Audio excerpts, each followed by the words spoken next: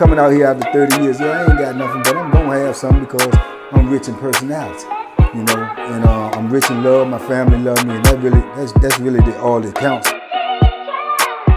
And by him reaching out and touching me, the first thing I did, man, was I just balled up my fist and I came above the bed. I hit him with an uppercut, boom, boom, and dropped him down to the floor. When I did it and he fell, the first thing that came to my mind then, it just immediately popped in my mind. Man, you done just messed up, you know. You done just messed up. But all of this running through my mind, and he on the floor and his nails like it's in slow motion, and he getting ready to get up. Now the first thing in my war bag I'm thinking about is his back is to me because he getting up off the floor. I could have just took off on him and I could have done him dirty. But now I'm trying to think, I'm trying to some type of way de-escalate the situation when I don't know how it's possible. But that's just how alarms going off in my head now, like, man, you messed up. So instead of hit him, I grab him around the neck and like what they call a dope fiend. So I got him around the neck and I'm squeezing him, man. Mind you, I told you this is a big boy, right?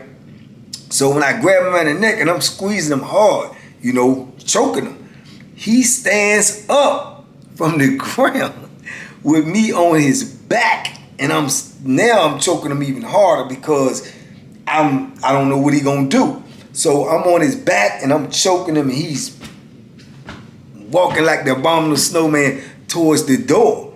But I don't know if he's going to the door to hit the button, the call button to call the police, or going to the door to scream, or I don't know what you're going to do. But all I know is I'm squeezing the heck out of you and you still moving instead of submitting, so you still a threat. So when we get where the door is here, and right before you get to the door is the commode, the toilet, a stainless steel toilet. So now my mind is in war mode, and as he's getting closer to the door, before he can hit the call button or get to the door, whatever he could get to, I'm on his back like this. So I just think about the toilet, man. So when we get right to the toilet, I just put my feet on the toilet and pushed off and slammed his face into the wall, man. Boom! And he just fell, dropped like a sack of potatoes, and I'm on his back. And now he unconscious. And now I'm terrified, because I'm like, oh, man. Oh, how bad is he hurt? I hope he ain't, hurt real bad. How am I gonna get out of this? Man, it's over now. And like I always tell y'all, man, first instinct, man. And my first instinct, man, and I know y'all ain't used to this with me, man, but I'm telling you, I was a different person then. I was living a different life. I was in a different environment. But man, the only thing I thought about was just, I might as well just go ahead and hurt him, man, because I'm getting ready to get in trouble. There go, parole is out of the question. I'm probably gonna be stuck up here for some years and years and years now, because they're gonna drag me. Number two, he a white dude, so they gonna play the race card with me. They might try to beat me. I ain't accepting that. It's just so many things going through my head. So I'm like, well, if all this gonna happen to me, I might as well go ahead on and just give him the business. I thought about breaking his arm, man. I thought about knocking his teeth out. All of this crossed my mind while I'm steady on this dude's back and we on the floor. So then I'm like, hey, and I shake him, he don't move. So I take this arm is around his neck, this arm, I take this arm and I smack him in the face, blah, and he starts scrambling and moving, trying to get up. So I lock back on him. I said, hold on. So he's talking about, hey, all right, okay, all right, let me up, you got it, let me up. I said, let you up for what? What you gonna do? He said, let me up, man. It's over. I'm gonna get out the cell. I'm gonna tell the people to move me. I'm gonna tell them to get me up out of here. You got it? So I said, listen, bro, if I let you up and you act like a fool in here, dog, I promise you, dog, you ain't getting out the cell. He said, let me up, man. You got me. So I said, all right. So I let him up. And in my foolish mind, man, when you desperate, man, foolish stuff goes through your mind. Because I'm usually a logical thinking guy. But I started thinking in my mind, somehow I can salvage this. You know, we ain't got to go to jail. I mean, I ain't got to get in trouble. He said he gonna move. You know, that's your foolish mind thinking, man. Because you know already in your back of your mind, he's a liar. He's a phony. He's a fraud. So why am I falling for it? Because this is what I want to hear. This is what I want to be true. But I know it's not true.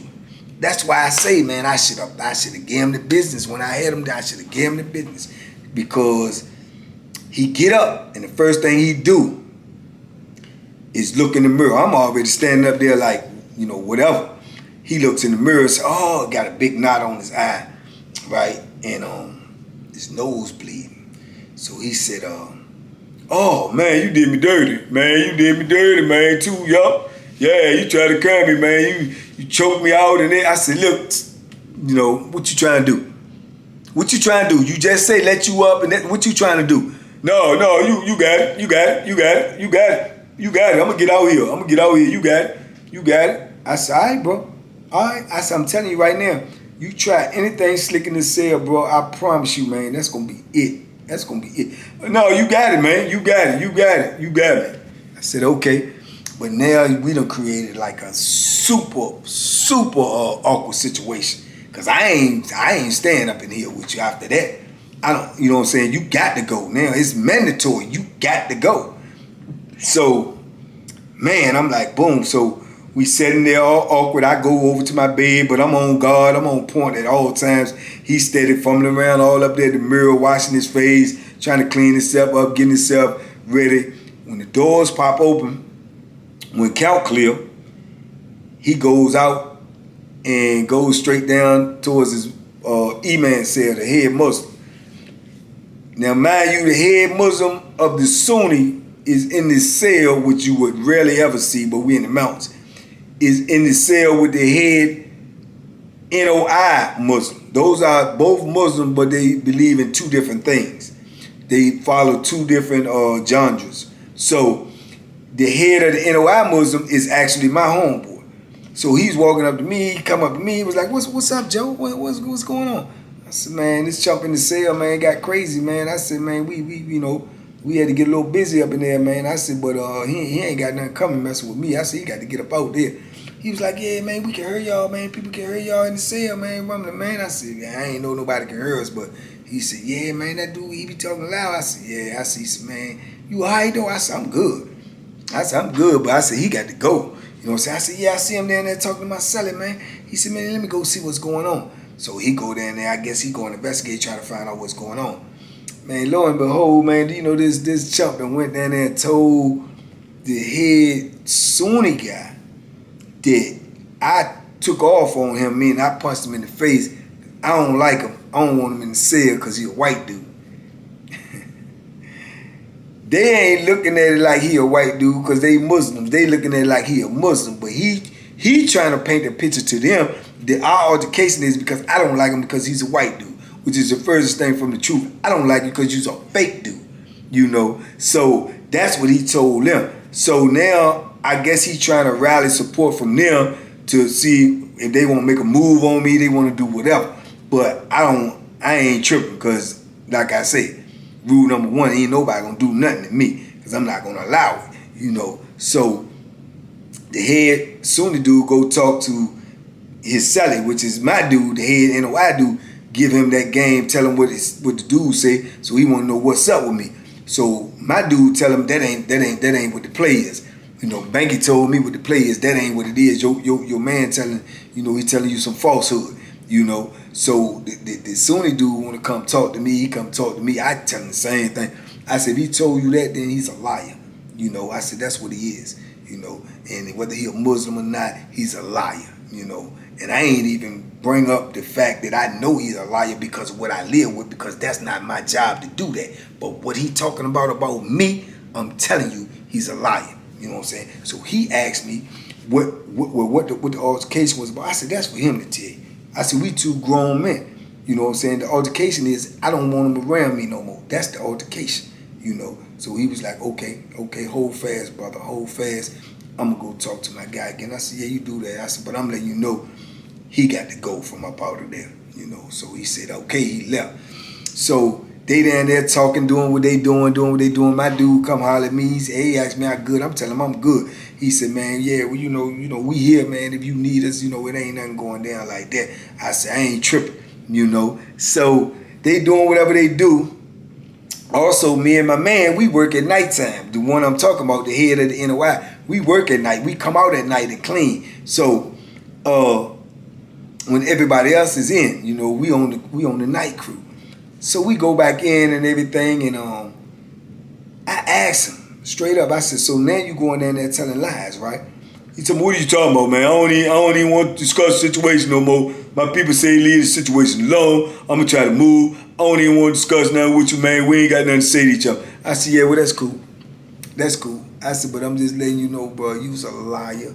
You was a fake, no good scoundrel, bro. And whatever you get in life, bro, it's going to come to you what you deserve, bro. You know, all right, man. Okay, man. All right. But I had to use some of the most powerful restraint that I had, man, because that's how much loathing I had for this dude. And he right here in my vicinity. That's the things you have to deal with, young fellas, if you get locked up. You're going to be dealing with so much internal stuff that when you have to deal with that type of stuff as well right there with you, oh, man, it's just, woo. It's tough, man. I'm thinking about it now, man. It's just tough, boy. But he had me in a rock and a hard place. But I definitely, I won't feel no pots in him. And like I say, under different circumstances, that thing would have been super ugly. But yeah, man. But this is what I mean about the instincts, man. About when I say I should have gave him the business. Later on that night when I go out to work, police come and ask me, did me and my cellie have a problem? I said, oh, no, we ain't got no problem. So that should have warned me right there that he done said something or something to transpire. He said, are you sure? I said, I'm positive. So when we go back in there for count, I asked him again. I said, man, you said something to the police? He said, what? I don't talk to no police, man. I ain't saying nothing to no police. I said, yeah, okay. I just asked, because they come and ask me questions. He said, well, they came and asked me too. I said, well, what they ask you? He said, they asked me that we had any problem. I said, what you say? He said, I ain't say nothing. I said, yeah, okay. All right. They come around and count. As soon as they finish count, man, them people come knock on the door, man, talking about shakedown, right? So I said, oh, Lord have mercy. But I ain't got nothing. I ain't, you know what I'm saying? I ain't got nothing in there I'm supposed to have, because I ain't even living like that, because I know the play. I know where I'm at. Man, them people coming here, man, and get the shaking down, got us outside on our knees, shackles, handcuffs. Do you know it's like 12:30, 1 in the morning? These people are walking around me, these white officers walking around me, standing over top of me while I'm on my knees with handcuffs and shackles on, talking about, oh, so you don't like white people. You don't want a white man in the cell with you, huh? Oh, you one of them tough black guys. I said, man, I knew not to say nothing. I'm saying to myself, this cat done told them that, where's they getting this from? So I'm just silent and saying to myself, what these people gonna do to me? You know, I'm basically in a very vulnerable state. I'm handcuffed and shackled, you know. So they come out the cell and they got a makeshift knife. So he say, oh yeah, well you can take him to jail. This came out your locker right here. So you going to jail. What you doing with this? Where you get this from? So I look at something, I ain't even never seen it in my life. So I say, that ain't mine, boy. It ain't come out my locker. He said, it did come out your locker. He did, you know. He said, you sleep on the top bunk, don't you? I said, nah, I sleep on the bottom bunk. He said, say right here on the door, you on the top bunk. I said, yeah, well, that's wrong. I'm on the bottom bunk. So if you got that off top bunk, it don't belong to me, bro. I don't sleep on the top bunk. So he said, oh, okay. He goes back in the cell. He comes right back out 5 minutes later. He got another one. He said, well, this one came off of your cell. You going to jail. Take him to jail. So they checked me all up and everything and started walking me to jail. This how dirty they playing up there. You see what I'm saying? Now, mind you, I went to jail for a weapon. That is top charge, right? A top 100 series charge. You know, this charge is going to give you 20 extra points on your score, and you're not going to be able to get transferred or anything for 2 years. 2 years, right? So, if convicted, which you're going to be convicted, you know, so I go to jail. Now, mind you, they found a knife, they said first on the top bunk, which they thought was mine, but then when they found out I wasn't on the same bunk I was supposed to be on, they all of a sudden found another one. Now, you automatically go to jail, get a weapons charge for this knife. Now, I go to jail, he never goes to jail. He never goes to jail at all. How that happen? Where did first knife come from? What happened to that? He never goes to jail at all.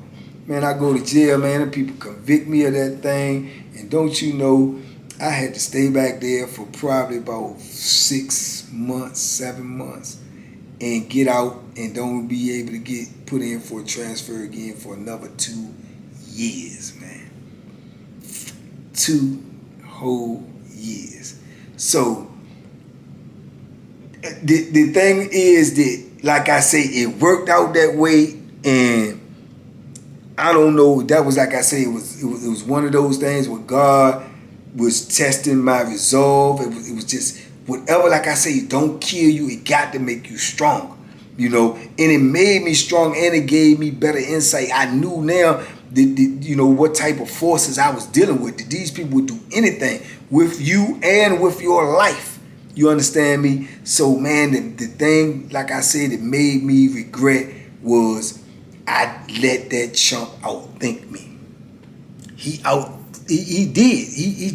He was outthinking me because he plotted to get rid of me. Once that situation happened, he put motions and stuff into play that made everything transpire the way they did, and walked me right on up out of there, man. And I'm sure when I left, he told all types of lies and whatever he had to tell and whatever, man. But man, that don't hurt me so bad, man. I mean, so bad. I used to dream. I used to dream about seeing him again and just punishing him. But I never did. And I thank God that I did, because I don't even know if I could have restrained myself with the feelings that was inside of me for letting him, you know, get out on me like that. You know what I'm saying? He didn't physically get out on me, but he mentally got out on me. He brought them little fed tricks to the game, you know, putting stuff in your I mean, he got me. You know, he got me, man. And to this day, I still, like I say, got a nasty taste in my mouth for him. You know, that's why I say he probably the worst celly I had, man. You know, because I couldn't do to him what I wanted to do to him and what should have been done to him. And he's a cruddy dude, and I know he gonna end up getting what he deserved. He got a lot of time under the new law with that Fed thing. The last I heard about him before I got out of the system was he had moved to another camp, and he was in another camp with he was in a cell with the head Muslim dude, and it was a bigger dude than him, actually. And to the best of my knowledge, he got to beefing with that dude because that dude was seeing all his ways by he was in the cell, and he the head dude, so he the shot caller. He tells them what they can and cannot do in the whole community. So I guess he had so much pressure on him to be a stand-up Muslim, and he see that he wasn't, that he couldn't get away with the things he could get away with, and he couldn't move out of the cell with him. I heard he caught the head dude praying and snuck up behind him and bust him in the head with something, man, and split his head open, and then got on top of him and beat him down while he was hurt. And the people came and locked him up, took the head E-man dude out there on the stretcher. So the last I heard before I got out of the system, that's what he had did, which put a green light on him for all of the Muslims. Whenever they see him, they gonna hurt him. They gonna do him dirty, you know. So that was the last I heard about it. And the first thing came to my mind was, it's just karma. It's just karma. You know what I'm saying? It's karma. He's not gonna be able to go nowhere where the Muslims is not gonna have a hit out on him for what he did to an imam. You cannot make that type of play on somebody in that type of position and not, you know, pay for it. So he just put that on him for the rest of the time in the system. And like I said, once I got out, I didn't think about him no more. But I thought about him every day that I was in there after he did what he did to me, because if he ever would have popped up on me, which I'm sure he put me on the enemy list, but you always have it in the back of your mind because administration don't care. You know, they don't care. They'll slip up and put somebody on there with you that's on the enemy list. But yeah, that was the last I heard about him. I used to try to keep tabs on him because he got away. He the one who got away, man. So yeah, man, but those are just some of the things, man, that you have to deal with, the mental stress, man, the mental fortitude you have to endure a prison bit, man, to get through prison, man, to get through it, man. And that's an incident. You know what I'm saying? That's an incident. That's an incident out of many more incidents, you know. Many more. These are the things you have to go through if you're incarcerated, man, and you have to hope that you can keep your physical, you know, health as well as your mental health. So yeah, man, that dude right there, man, like I say, it's things like that that I remind myself of prison to make me appreciate the things that I go through now, appreciate the life that I have now, appreciate the freedom that I have now, because these are things that I had to deal with because I had no other choice. These are ways that I had to live because I had no other choice. But now that I got a choice, I choose to do better, you know. And that's what I want you young fellas out there to know out here now in freedom. While you got a choice, man, make the best choice, bro. Because that life right there is a monster, bro. And there's a lot of people ain't get up out of that situation. A lot of people still up in there right now trying to get out. A lot of people up in there that lost their mental because of the stress and they under every day. So, man, like I say, man, it's a blessing in every lesson, man. And the blessing is I was fortunate enough, you know, with the grace of God, man, to come through some of those situations like that, man, and get out here and see the other side. And that's why I'm trying to get these lessons to y'all, man, so you'll never have to go through these type of situations and be in these type of situations. Take heed to these stories and be glad that you out here. And if you're around people that's trying to go to the penitentiary, step to the side and let them walk past you. Step to the side and let them walk right past you, bro, because you don't want to go with them. I appreciate y'all, man. Oh, man, this story right here, man, this is one that really got into my emotions, man. So I hope it came across okay, because I can still feel the anger when I even think about that situation, man. So, like I say, you leave the penitentiary, but the penitentiary never leaves you. A lot of this stuff is still inside of me. A lot of this stuff I still deal with mentally, but I'm dealing with it, and I'm definitely going to be all right. But with that being said, man, I'll catch y'all on the next one. As always, man, be safe, be smart, make good decisions, man. Peace and love, Team Banky Pound. Stand up.